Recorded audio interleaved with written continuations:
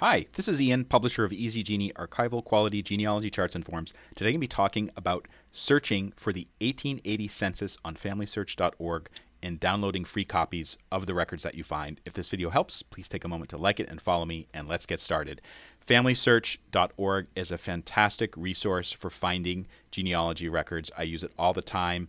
It's free. You need to register to use it, but there's no restrictions on that. So just register, log in. You'll come to a page like this, and what you want is to click on Search and Records. And by the way, this is the same no matter what browser you're using, no matter what operating system you're using, assuming you're using like Windows PC or a Mac.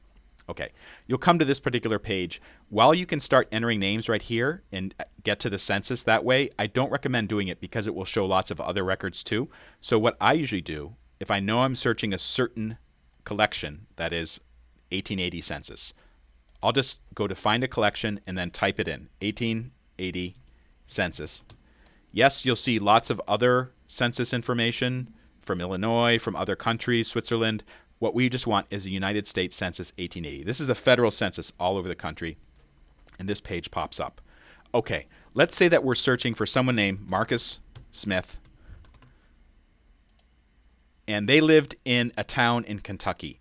While Family Search prompts you to enter the city or the county, do not do that. Because what I found is if you enter the name of a small town, sometimes you will get the either no results or the wrong results. So I just put in the name of the state, Kentucky. Leave birth year and death year alone for now and click search. Okay. So Marcus Smith in Kentucky, and there are a lot of results. Actually, there's 1,675 results. So let's just take a quick look at the first record. Marcus Smith in Lewisburg, Mason, Kentucky, United States. There's a camera icon. Click on that. And by the way, one reason people like to look at the 1880 census is because it's one of the first census where they were started to ask detailed questions about a person's health status. And they asked other questions too, which related to where they were born, their age, their occupation. So this is really useful genealogy information. So you'll come to this view, and of course you can't really see it. What I always recommend doing is zooming in a little bit using the plus button. So this is much more readable. And then you can start to look at the names there. Okay? And I see Marcus Smith right here. Let's zoom in a little bit more. Okay. 9 years old, a servant. Okay, that's very interesting.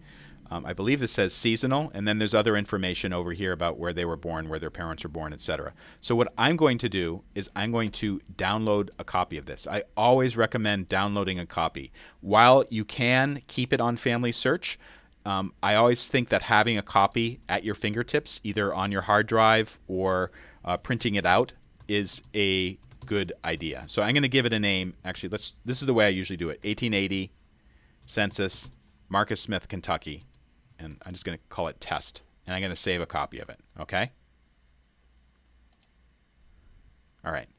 So, but let's say I'm not quite sure about this. I need to search those records some more. So I'm going to go back one screen to the results that I just had. And I'm going to use the advanced search features to really drill down. Because 1,675 names is too many for me to search through. So this is what I'm going to do. First thing I'm going to do is these boxes right here.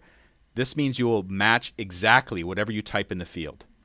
So I'm gonna click on match the last name exactly, because I want to make sure I'm not getting people who had a slightly different last name, like Smithfield or something like that. However, I will not check off the match first names exactly. The reason why is because it's possible the census enumerator recorded his name as Mark or M. So I'm just going to leave it as Marcus Smith. Then, let's say I know they were about 40 years old in 1880. Let's say that I think that they were born around the year 1840, but I'm not quite sure. So I'm going to give a year range of 1835 to 1845. Okay? That means it will restrict people to this rough age range. And if you're too young or too old, you won't show up in the results. All right? The next thing I'm going to do is add a family member, other person. Let's say that I think Marcus Smith was married to a person named Betsy. I'm not putting down spouse, I'm putting other person. I'm just going to keep Betsy there. And let's search and see what comes up. So remember, I have 1,675 results here, but I've narrowed it down. Let's see what happens to the number of records. All right, this is good. 130 records. That's a little bit easier to search through. And maybe what I could do is I could even restrict this even further. But let's say that I'm looking through this and I notice that actually there's a little bit of a problem. None of these people are named Marcus, but I do see an MP Smith. So maybe I want to look at this particular record and determine if it's my Marcus Smith. Maybe I can look at the other family members. Maybe there's some other detail there that will help me determine if this is the right person. And again, zoom in. I always recommend downloading a copy if you think it's right. And then you can also look for clues over here, like place of birth of this person, and then also place of birth of the father and the mother. So you can look at this information to determine if you have the right person. And I always recommend downloading, keeping a copy for yourself to print out or to keep in your own records. If this video helped you out, please take a moment to like it and follow me. Also, if you go to easygenie.org and click on blog, you'll see I have all kinds of blog posts and videos about genealogy. This really is my passion. One other feature on easygenie.org you may like, if you go to PDF downloads, there is a free digital download. It's a 5-generation pedigree chart. You can use it as a worksheet. You can print out as many copies as you like. Just go to easygenie.org, click on PDF downloads, and then add this to cart. It's $0. You won't pay anything for it. My name is Ian Lamont. If this video helped, please take a moment to like it and follow me, and I hope I see you again.